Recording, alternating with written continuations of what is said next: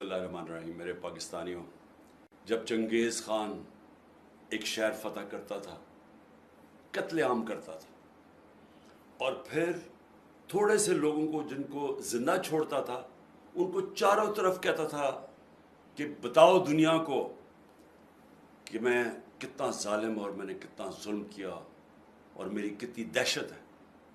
اس کے نتیجے سے پہلے سے ہی شہر ہاتھ کھڑے کر دیتے تھے لڑے بغیر.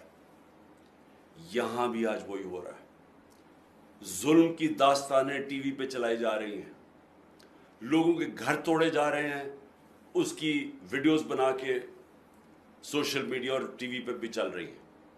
عورتوں سے کبھی اس طرح کا ظلم نہیں ہوا اور ایسی ان سے بے حرمتی نہیں کی گئی جو آج ہو رہی ہے، لیکن وہ سب کے سامنے ہے. لوگوں کو سڑک پہ کھڑے ہیں، ان کو اتارتے ہیں، جیلوں میں ڈالتے ہیں، ہر قسم کا خوف پھیلایا